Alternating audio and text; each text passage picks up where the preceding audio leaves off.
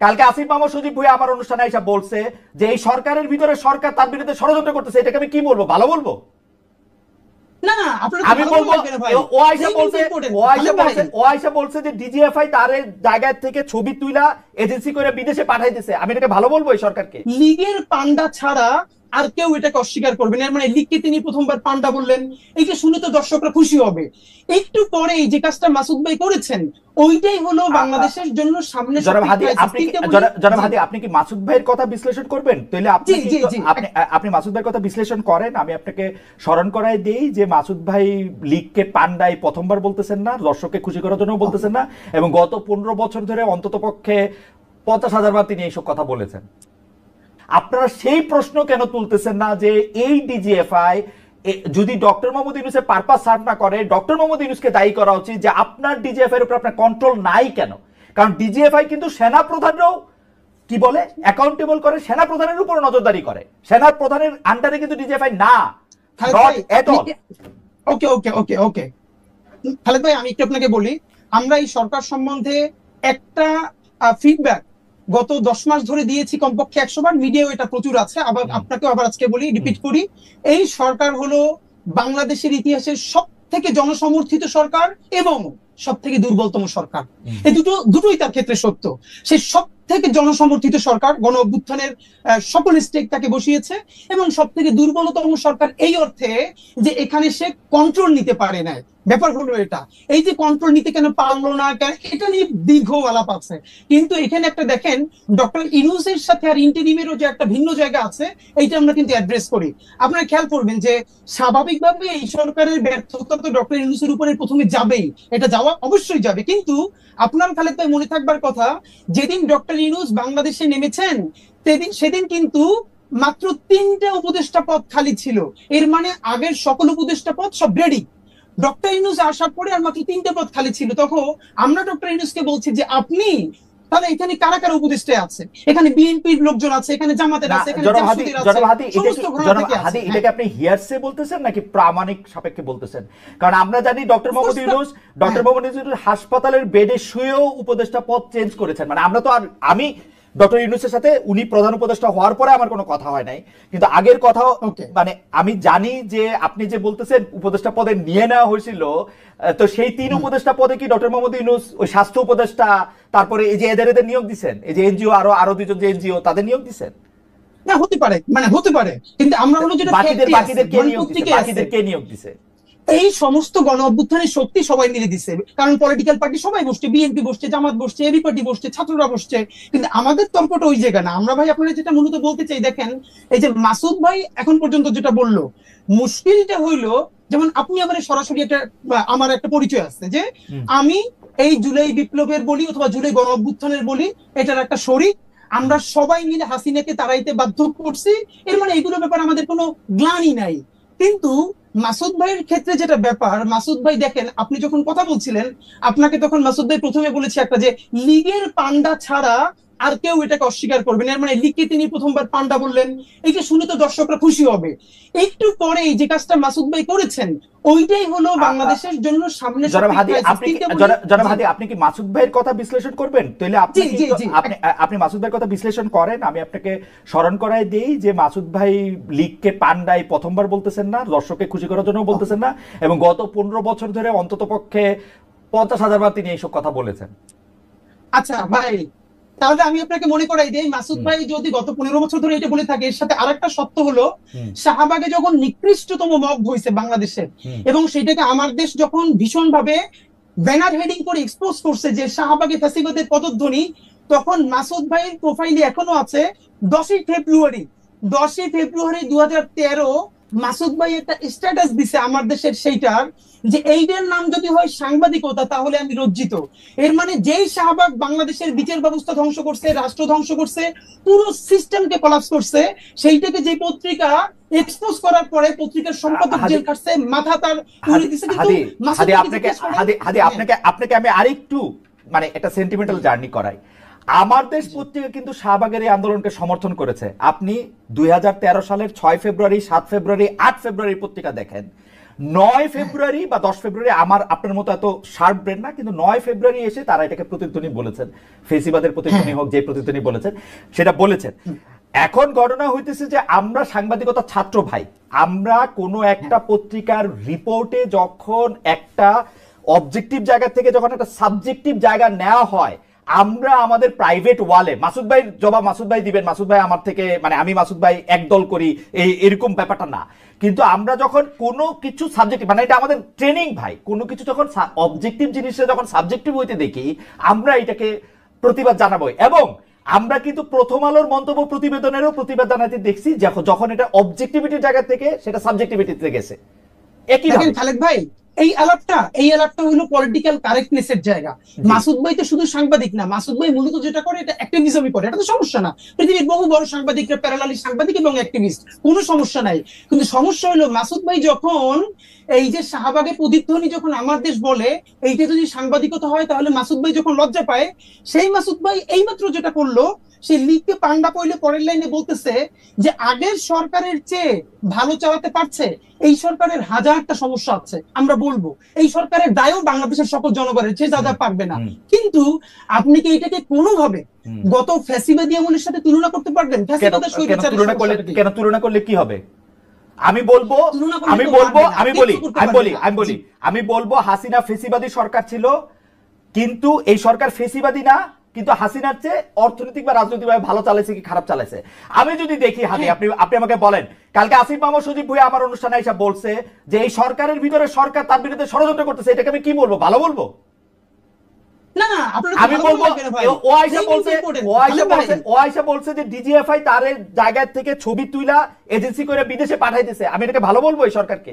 যখন আমি জানি যে ডিজিএফআই হচ্ছে ডক্টর মোহাম্মদ ইউনূসের আন্ডারে। খালেদ ভাই, এই সরকারের সবথেকে বেশি সমালোচনা ইনকিলাব মঞ্চের চেয়ে বেশি কেউ করে নাই। শব্দ ধরে ধরে, বাক্য ধরে ধরে গত একটা বছর আপনি জাস্ট পত্রিকা দেখেন, আপনি মিডিয়া দেখেন, কিন্তু প্রবলেম হলো আপনি যখন ফ্রেমিংটা, আপনি যখন একটু আগে বললো না যে এই যে ভাই একটু আগে বললো যে আপনি যখন জিজ্ঞেস করলেন মাসুদ ভাইকে যে তাহলে এর আগের যে ওই যে বর্তমান উত্তরের মেয়র সে যোগ্য না, তাহলে আসলে যোগ্যতাটা কি? তখন ভাই বললো যে ধরে নিচ্ছি তারা চোর, মানে ধরেন খোকা ভাইয়ের কথা বলেছে, আদিক সাহেবের কথা বলেছে, এর মানে মাসুদ ভাই বলছেন ধরে নিচ্ছি চোর, এর মানে কি চোর ধরে নেওয়া লাগবে? তারা চোর না। আমি আপনাকে বলি, আপনি অনেক জনপ্রিয় মানুষ, প্রচুর লোক আমাদের এখানে আপনাকে দেখতেছে, কিন্তু আপনি কিন্তু মানে আমি জানি না মানে আপনি খেয়াল করতেছেন কিনা, ধরে নেই চোরের পাশাপাশি উনি যে কথার উপর স্ট্রেস দিচ্ছেন সেইটা হচ্ছে যে উনারা একটা সিস্টেমের মধ্যে আসছেন, ভোট বা ভোটের নামে প্রহসনের নামে, ভোটের নামে প্রহসনের নামে, আর উনি আসছেন আর এজাজ সাহেব আসছেন। কালকে আসিফ মাহমুদ সজীব ভাই বলছে যেটা সরকারের উপদেষ্টা পরিষদ সিদ্ধান্ত নিয়েছে আমাকে দিয়ে, মানে আমি এটা এক্সিকিউট করছি মাত্র। এখন খালেদ ভাই, এটাকে আপনার কাছে ভালো সিস্টেম লাগতেছে? হাদি, আমার কাছে ভালো উত্তর আছে, আমার কাছে ভীষণ ভালো উত্তর আছে, আমি দিব না। যদি আমি সরকারের স্পোক্স পারসন হইতাম আজকে, আমি যদি শফিক ভাই হইতাম অথবা আমি যদি এনসিপির মুখপাত্র হইতাম, তাইও আমি উত্তরগুলো দিতাম। কিন্তু আমি যেহেতু ইনকিলাব মঞ্চের মুখপাত্র, এই সরকারের আমি তো হাজারটা ক্রিটিক করি, সুতরাং আমি তাকে ডিফেন্ড করব না। আমি শুধু বলে নিচ্ছি যে এই যে শব্দগুলো চয়নের জায়গা, যে ধীরে ধীরে যেরকম ন্যারেটিভ নির্মিত হয়, আমি শুধু এই জায়গাটা ফোকাস আমি আমার মনে হয় যে আমি হাদি সাহেবকে বুঝতে পেরেছি। আমি কামাল ভাই আপনার কাছ থেকে একটু জানতে চাই, এইটা কিন্তু সত্যি কথা, আপনি মাঝে মাঝে যেহেতু আপনি অনেক জনপ্রিয় মুখ, আপনার কথায় শব্দ চয়নে অনেক সময় মনে হয় যে আপনি আওয়ামী লীগকে এই সরকারের থেকে ভালো বলতেছেন, আওয়ামী লীগ আপনার দ্বারা বেনিফিটেড হইতেছে, এটাও মনে হয়। এবং আপনি হাদিকে শুনেছেন, আমার কোনো প্রশ্ন এই পর্যায়ে নাই, আপনি যদি এটাকে একটু অ্যাড্রেস করেন। সরি দেখেন, আমি বলি আপনাকে, জি আমি কিন্তু মানে এখানে হাদি যে কমপ্লেনগুলো আমার দেশে তুলেছেন, আমি খুব খুশি হয়েছি এই কারণে এই প্রশ্নগুলোর আমি আসলে জবাব দিতেই চাই, কিন্তু দেওয়ার সুযোগ পাই না। মনে করুন আমি যদি হুট করে বলি, বলবো ভাই তোমার তো জিজ্ঞাসা করি না, তুমি বলো কেন, তো এটা কি ঝামেলা? তো প্রশ্নগুলি উত্তর দেওয়া দরকার। আমি একটা একটা করে বলি, প্রথমত বলি, শেষ থেকে বলি যে এই সরকারের চেয়ে আওয়ামী লীগ সরকার ভালো, এটা আমি কখনো উচ্চারণ করিনি এবং ঘুণাক্ষরে চিন্তাও করি না। আমি চিন্তাও করি না, এটা আমার চিন্তার বাইরে। কারণ এই সরকার খারাপ কিছু করলে আমরা বলতে পারতেছি। আমি ডক্টর ইউনূসের কোনো একটা কাজ পছন্দ না হলে আমরা বলতে পারতেছি। হাসিনা সরকারের সময় আমরা সরাসরি বলতে পারতাম না, আমিও বলতে পারতাম না, আমি অনেক কিছু বলছি, আমি হাসিনা গভর্নমেন্টের বিরুদ্ধে, তার কর্মকাণ্ডের বিরুদ্ধে, বিভিন্ন কাজের বিরুদ্ধে অনেক কিছু বলছি, কিন্তু এখন যেভাবে সরাসরি বলি এতটা সরাসরি বলতে পারতাম না কারণ আমার কিন্তু কেউ থ্রেট দেয়নি। আমি আবার বলি আপনাকে, আমার হাসিনা সরকারের আমলেও কেউ কখনো থ্রেট দেয় নাই, এই সরকারের আমলেও আমার কখনো কেউ থ্রেট দেয় নাই। আমি বলেন যে দেয় না, অনেকে বলে হাসিনা সরকার আমলে থ্রেট দেয় নাই, তার মানে তুমি তলে তলে আওয়ামী লীগ আসিলা, তো এই সরকারের আমলে তো আমার কেউ থ্রেট দেয় নাই, তাহলে আমি তলে তলে একসঙ্গে আসি না রে কামাল ভাই। আমি একটু যোগ করি, হাসিনা সরকার আমলে এটা ভয়াবহ ছিল, কারণ আমি যেহেতু এই বিজনেসে আসি, মানে সরি এই চাকরিতে আসি 28-29 বছর ধরে, আমি কিন্তু খেয়াল করি। কামাল ভাই আপনি দেখেন এখন কিন্তু যে কোনো টেলিভিশন, যে কোনো আপনাকে ডাকতে দ্বিধা করে না, বরং আপনাকে চায়, আপনি সময় দিতে পারেন না, যদিও আপনি সরকারের প্রতি অনেক বেশি ক্রিটিক্যাল, কিন্তু যখনই আপনি আওয়ামী লীগ সরকারের প্রতি ক্রিটিক্যাল ছিলেন, আমরা বিদেশে বসে আপনাকে পাইতে হইতো, অন্য টেলিভিশন আপনাকে ডাকতে সাহস করতো না। এই একটা স্পষ্ট তফাৎ কিন্তু আছে, এই স্পষ্ট বুঝতাম না। জি, আমি ওটা হয়তো ওটা আমি বুঝতাম না, কিন্তু আমি যেটা বুঝতাম, আমি বলি আমাকে 2-1 বার ডিজিএফআই থেকে কফি খাওয়ার দাওয়াত দিছে, রাইট, আগের আমলে, বাট আমি যাইনি। আমি বলছি আমার সময় নাই, তারা কিন্তু আমার সঙ্গে অভদ্র আচরণ করে না, ধমকায় নাই, এবং তাই বলে ওদের আমি সমর্থন করি? নো, কোনো বিবেচনাতেই করি না। এবং আমি আবারও তো বললাম যে আমি এই সরকারের চেয়ে ওটাকে ভালো, বেটার এটা মনে করার কথা আমি চিন্তাও করি না, কারণ ওই সরকারে এত এত সমস্ত লোক ছিলেন, খোদ সরকার প্রধান থেকে শুরু করে শেখ হাসিনা সম্পর্কে আমি যে সমস্ত কথাবার্তা বলেছি, হাদি হয়তো ভুলে গেছে, হয়তো অন্য কিছু নিয়ে ব্যস্ত ছিল, আমার মতো ক্ষুদ্র মানুষের কথা তার খেয়াল করার দরকার নাই। কিন্তু আমি আবারও বলি যে আমি কখনোই তাদেরকে, মানে আমি মনে করি বাংলাদেশের সবচেয়ে বড় ক্ষতিটা শেখ হাসিনা এবং তার আশেপাশের লোকজন করে দিয়ে গেছেন ভাই, এটা রিয়েলিটি, এটা মানতে আমার কোনো দ্বিধা নাই, আগেও ছিল না এখন। আর আমি টু দ্য পয়েন্ট একটা প্রশ্নের জবাব দিই, যে প্রশ্নের জবাব আপনি কিছুটা দিয়েছেন, সেটা হলো যে শাহবাগের ওই আন্দোলন নিয়ে, ওইটা নিয়ে ওই সময়ে ইনকলাবের যে জিনিসটা হয়েছে, আমি ওইটাকে জার্নালিজম মনে করি না। না ইয়াতে আমার দেশ পত্রিকায় আমি মনে করি, আমার দেশ, সরি ইনকলাব আমার দেশের, ওটাকে আমি জার্নালিজম এখনো মনে করি না। আমি মনে করি অ্যাক্টিভিজম এবং জার্নালিজম দুটো ডিফারেন্ট জিনিস, টোটালি পার্থক্য, মানে আলাদা জিনিস একটা। উনি যেটা করেছেন, মাহমুদুর রহমান সাহেব, উনি আসলে সাংবাদিক না তো ভাই, এটা বলে লাভ নাই। আমার একটা প্রশ্ন আছে, কারণ ভাই আপনি আমার দেশের মাহমুদুর রহমান সাহেবের জার্নালিজমকে জার্নালিজম মনে করলেন না, কিন্তু 10 বছর ধরে আমাদের অন্যান্য পত্রপত্রিকা বা সাংবাদিকরা যা করছে তা কি জার্নালিজম ছিল? তারে কি আপনি কঠিনভাবে আক্রমণ করছেন, নাম ধরে বলছেন? আমি একটা কথা বলি আপনাকে, কয়েকদিন আগে জনকণ্ঠ দখল হয়ে গেল, কয়েকদিন আগের কথা, দখল হয়ে গেল, আবার চলে আসলো, ওরা আবার আপোষ করে ফেললো। জনকণ্ঠ যখন দখল হলো, আমি দখল হওয়াটাকে কিন্তু আমি সমালোচনা করেছি, আবার পাশাপাশি আমি এটাও বলেছি যে শামীমা খান কিভাবে জনকণ্ঠের সম্পাদক হয়েছেন এটা আমি বুঝতে পারি না, কারণ আমি জনকণ্ঠে সাংবাদিকতা করেছি টানা 12 বছর, কিন্তু কামাল ভাই, এবং শামীমা এখানে একদিনের জন্য ওখানে আসেন নাই, কিন্তু কামাল ভাই হাজবেন্ড মারা যাওয়ার পরে উনি সম্পাদক হন কিভাবে? কিন্তু কামাল ভাই, আমি বুঝি না, কামাল ভাই এটা বলতে পারবো না। কামাল ভাই, আতিকুল্লাহ খান মাসুদ কিভাবে সম্পাদক হয়েছে, জনকণ্ঠের সম্পাদক, সেই প্রশ্ন তো আপনি তুলেন নাই। মাহমুদুর রহমান সাহেবের যে যোগ্যতা আছে, ওটাও আমি তুলছি, ওটাও আমি তুলেছি, আমি বলি আপনাকে, ওটাও তুলেছি, কেন তুলবো না?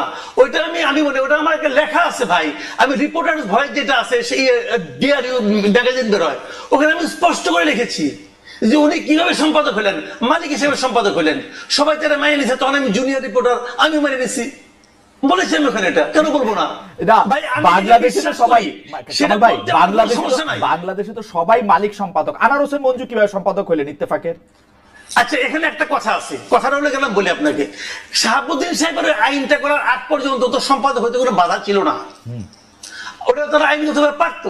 পরবর্তীতে আইনটা অন্যরকম কঠিন হয়েছে, সেই কঠিনে এখন কি হয়, এখন সাংবাদিক হতে হলে ওনারা একটা বাইপাস করে একটা মানে সার্টিফিকেট ম্যানেজ করে কোনো একটা আন্ডারগ্রাউন্ড পত্রিকা থেকে, যে এই পত্রিকা উনি এত বছর ধরে সাংবাদিকতা করতেছেন, অতএব উনি সম্পাদক হতে পারবেন, এটা ম্যানেজ করে নেয় তারা সবাই, এবং আমার ধারণা তারা এইভাবেই সম্পাদক হয়েছেন।